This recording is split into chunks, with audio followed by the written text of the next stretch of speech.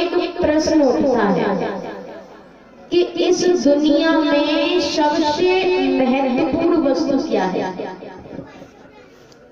सब लोग अपनी अपनी बातें बता रहे हैं। कोई कहता है सोना, कोई कहता है हीरा। संत ऋषियों ने कहा नहीं। जवाब दिया कि फिर आप ही बताइए कि इस दुनिया में सबसे महत्वपूर्ण वस्तु क्या है।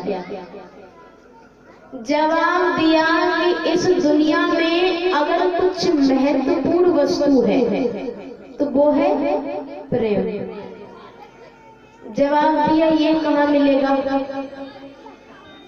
कुछ देवता लोग बैठे थे, उन्होंने कहा होगा ना होगा ब्रह्मा जी और ब्रह्माणी के पास तो अवश्य होगा, क्योंकि भाई वो तो सृष्टि की रचना का कार्य करते हैं।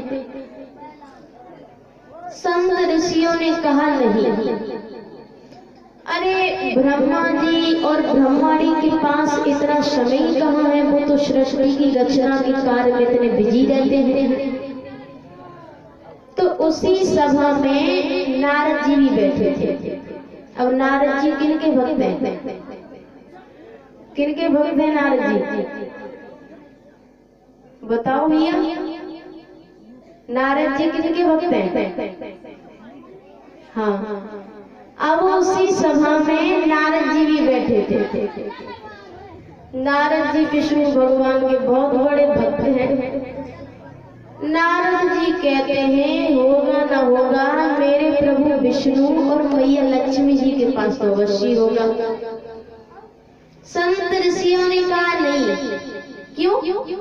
जवाब दिया कि विष्णु भगवान, उनके पास भी वो प्रेम नहीं है, क्योंकि उनको जो भी भक्त बुलाए वो दौड़े दौड़े चले जाते हैं। वो तो लक्ष्मी जी को भी नहीं देखते।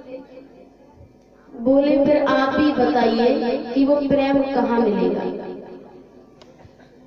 संत ऋषियों ने कहा है कि प्रेम की पराकाष्ठा अगर की जाए तो भगवान महादेव और मैया पार्वती जी के पास वो प्रेम मिलेगा, क्योंकि भोले बाबा ज्यादा से ज्यादा कैलाश पर्वत पर ही रहते हैं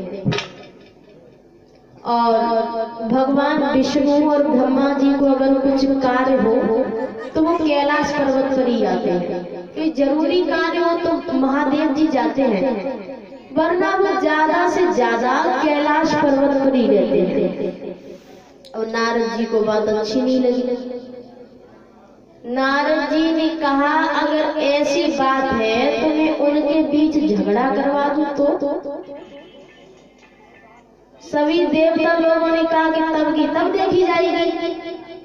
अब नारद जी रोज कैलाश पर्वत पर जाएं, अब भोले बाबा को पास बैठा देकर वापस आ जाते थे।